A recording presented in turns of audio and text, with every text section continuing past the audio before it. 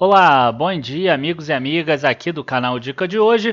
Agora, por 1 ou 2 semanas, a gente deve fazer algumas análises de empresas aqui. Claro que se vocês gostarem, a visualização estiver boa. Inclusive, semana que vem a gente vai ter 2 lives, né? Uma no dia 28 e a outra no dia 29 de junho. Uma para falar sobre Magazine Luiza e a outra Itaúsa. Foram as 2 ações mais votadas em um questionário que a gente fez lá na nossa lista de e-mail. E hoje eu vou trazer mais uma empresa aí que ficou, na verdade, em 4º lugar na lista lá do questionário, que é a Energias do Brasil. Tá? E por que a gente está fazendo isso? Porque a gente, no dia 28, vai vender a nossa mentoria de análise fundamentalista, que é o nosso curso mais avançado aqui dentro. Então vocês vão ver que são análises um pouco mais densas, no vídeo gravado um pouco menos, nas lives um pouco mais, para vocês verem até que ponto a gente consegue chegar em termos de entender o negócio e em termos de projetar valores mais para frente. Bom, curtam já o vídeo, se inscrevam no canal, depois da vinheta a gente já começa como sempre. E chamem os amigos que tenham as ações da Energias do Brasil, código ENBR3, para ver esse vídeo de hoje.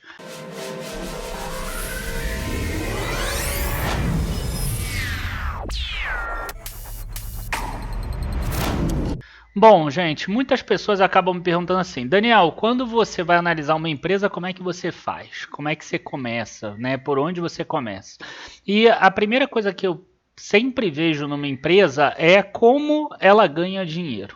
Né? Eu acho que parece muito básico isso, mas as pessoas às vezes esquecem desse passo e as pessoas olham lá quanto ela deu de receita, quanto ela deu de lucro, quanto não sei o que, e a pessoa não sabe nem descrever o que a empresa faz.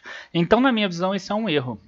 Por quê? Porque negócios podem estar bons e podem ficar ruins, né? Quem não lembra da Kodak, por exemplo, ou das máquinas de escrever Olivetti, e quem sabe até a gente não pode estar falando de Cielo.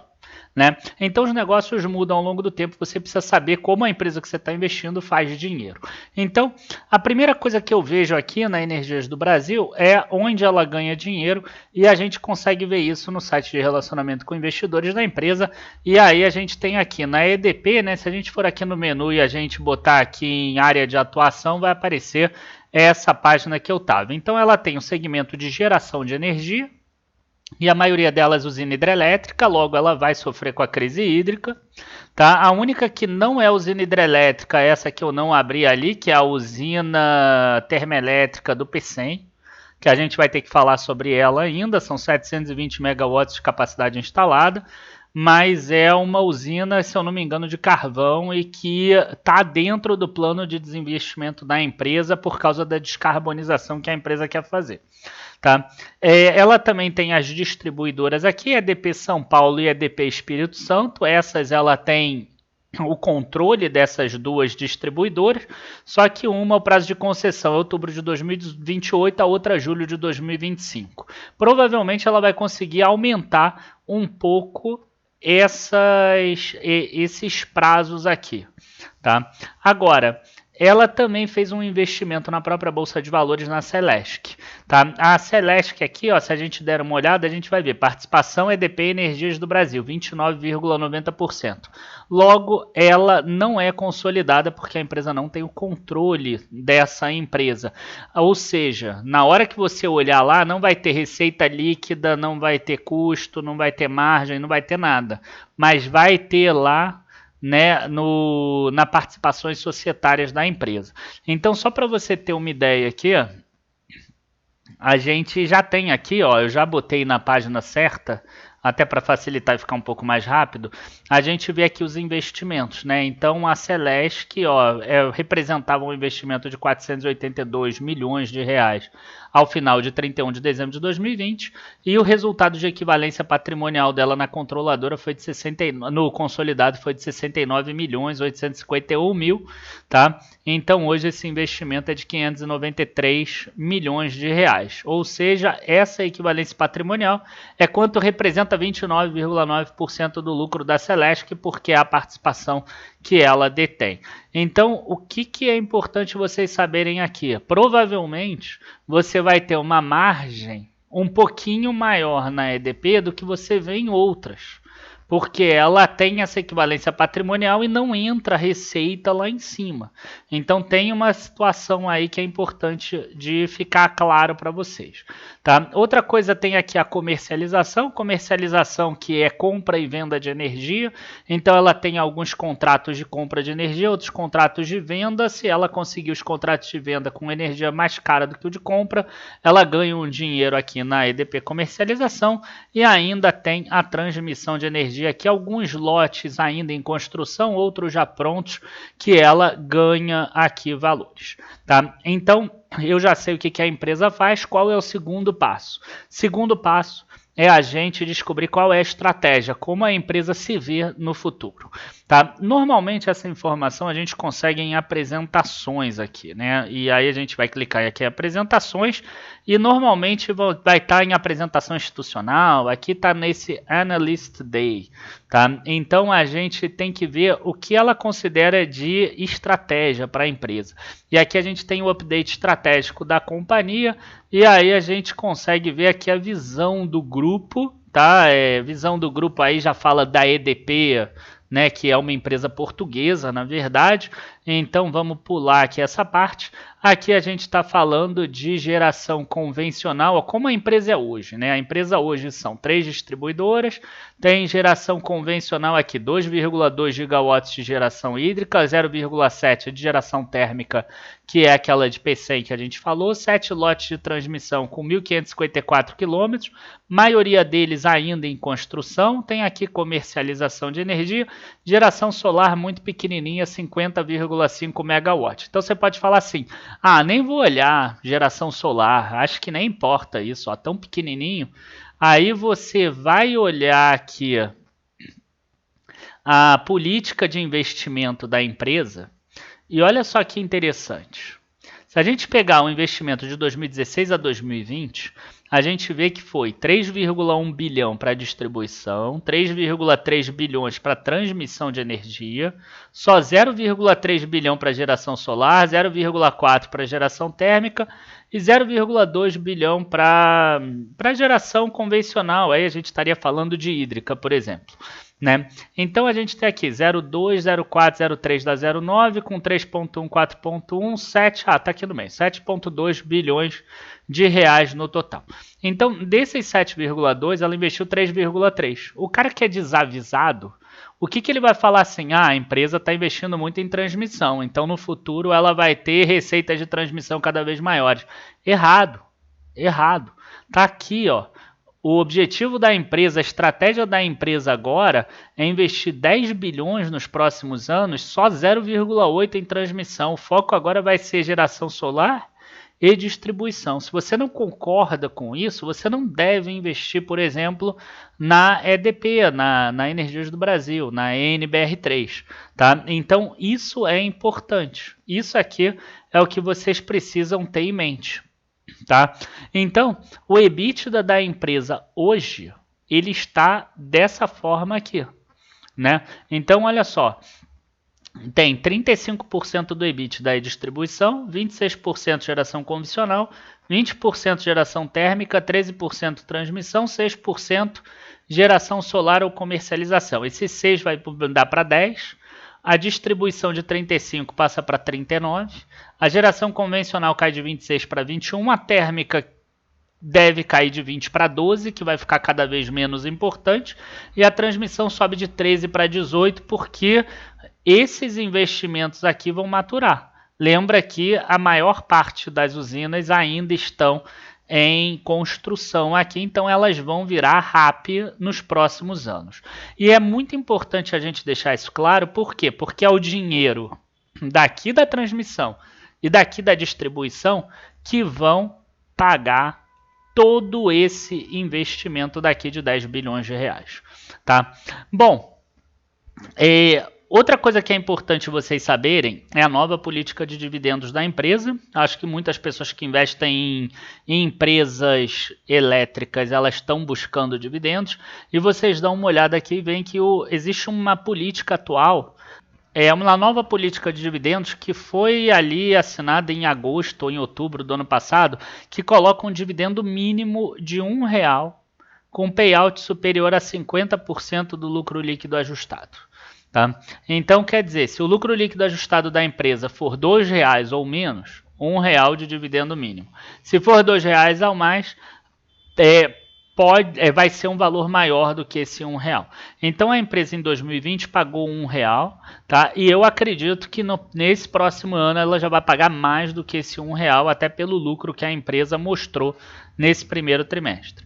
A empresa vai conseguir pagar isso mantendo uma alavancagem alvo, né, de dívida líquida sobre EBITDA ajustada entre 2,5 e 3 vezes, e caso não tenha novos investimentos atrativos, a empresa vai fazer recompras de ações, inclusive ela finalizou aqui recompra de ações de 24,2 milhões de ações. Então quer dizer, 24,2 milhões de ações, se a gente botar um preço aí bem baratinho do primeiro trimestre, vezes 16,50, por exemplo, isso aqui dá uns 399 milhões, 400 milhões. Então, se você botar 400 milhões que a empresa gastou, é quase, né, o valor aqui dos dividendos que ela paga ao longo do tempo e uns 60%, 65% do que ela pagou em 2020. Então, também é bastante importante nesse caso aqui para a gente ver. Bom, outra coisa que eu gosto de ver também, quando eu analiso uma empresa, é ver a mudança do setor, né? E aqui a gente está falando de empresas distribuidoras, principalmente. Como é que funciona isso? Ó, se eu pego aqui a DRE da empresa, tá? E talvez fique um pouco pequeno para vocês, mas olha só, se eu pegar aqui a DP São Paulo, tá? Eu vou pegar só o lucro lá na última linha. Os últimos 4 trimestres, 439 milhões de reais de lucro na última linha na EDP São Paulo, que é a distribuidora São Paulo. Se eu pegar a EDP Espírito Santo, ó, 311 milhões. Tá? Se eu pegar, vai ser difícil eu pegar cada uma dessas geradoras aqui. Se eu pegar aqui transmissão, a gente vai ver aqui um lucro também interessante, mas menor, de 265 milhões. Isso porque ainda tem muita receita de construção aqui no meio, nesses últimos, tá? Que isso é coisa contábil, a gente não vai conseguir explicar aqui, tá? Mas se a gente pega aqui uma geradora qualquer, só para a gente dar um exemplo, olha só, a gente tem aqui, ó, a Energest, por exemplo, 93 milhões, sendo que esse primeiro trimestre já foi um prejuízo, né? A Enerpeixe, desculpa, se eu pegar aqui a P100, que é uma que deve ser desmobilizada, né, ou vai ser vendida em algum momento, ela tem um lucro de 265 milhões. Isso faz parte da descarbonização da empresa. Então, ó, descarbonização, migração da matriz energética para energias limpas, por exemplo, né, ciência energética, mobilidade elétrica, enfim. Então ela vai ser carbono neutro aqui, desconsolidação de carvão até 2025. Então, até 2025 ela vai ter que vender P100 ou desconsolidar a própria empresa.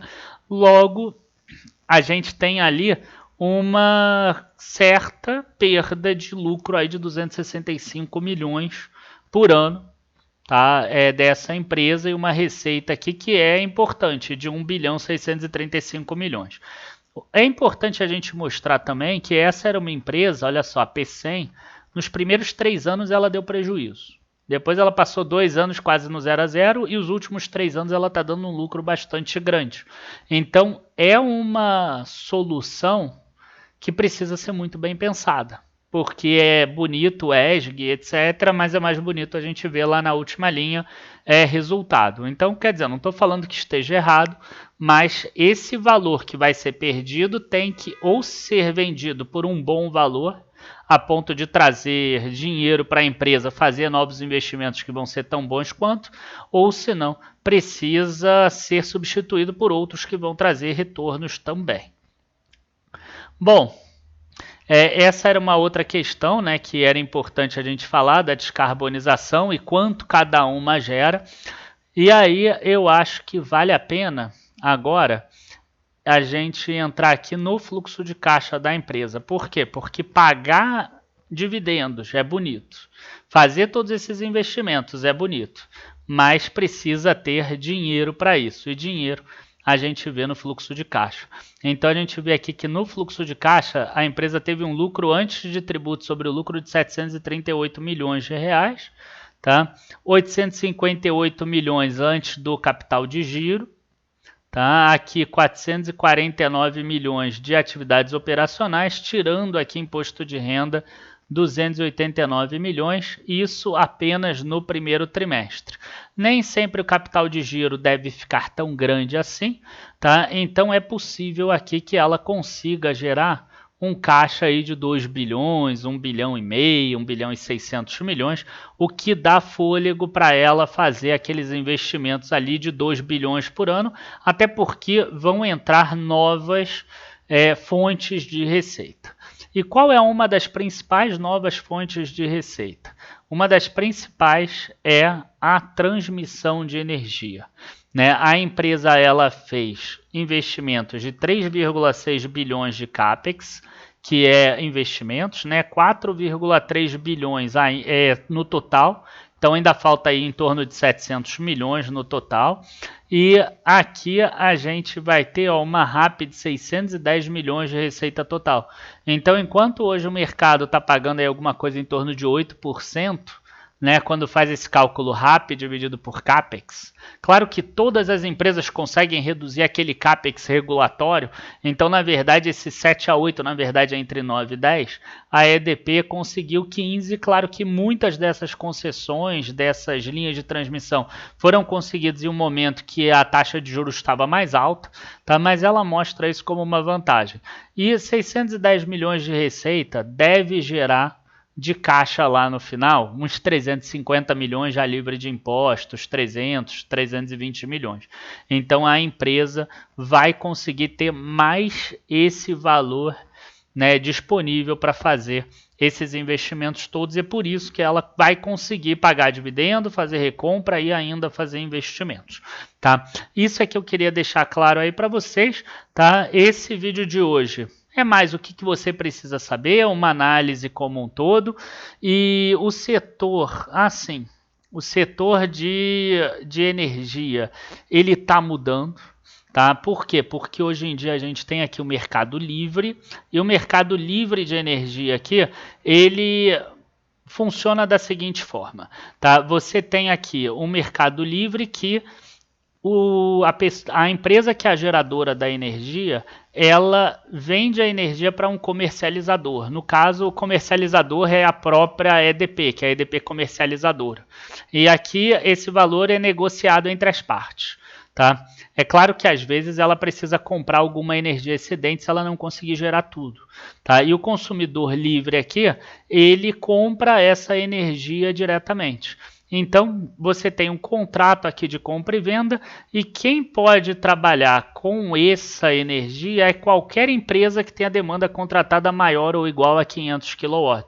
Enquanto isso, o mercado regulado é aquele mercado que a empresa tem um preço definido aqui pelo leilão e a tarifa é definida pelo governo. É isso que está na tua conta. Né, o residencial, por exemplo, ou até de algumas empresas.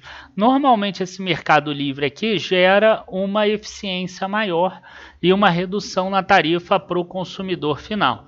Tá? Enquanto isso, esse regulado aqui, ele tem algumas ineficiências e ele depende do leilão do governo. Esse aqui, o livre, ele está muito mais antenado com as variações de mercado também, mas é claro que existem políticas de proteção, hedges e etc. para isso.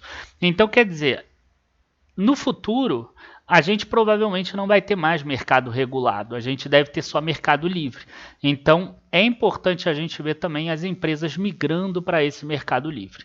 Tá? Então, aquela EDP São Paulo, EDP Espírito Santo, que tem o mercado cativo e etc., pode ser que no futuro seja tudo mercado livre e você aí da tua casa vai poder escolher. Se você, mesmo morando no Rio Grande do Sul, você vai querer comprar a energia, sei lá, da Equatorial, lá da Semar do Maranhão, por exemplo.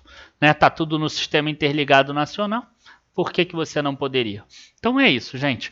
Abraços a todos, bons investimentos. Não deixem de curtir o vídeo de hoje e se inscrever para ver as nossas lives de análise que vão marcar o início da venda da mentoria de análise fundamentalista nos dias 28 de junho e 29 de junho.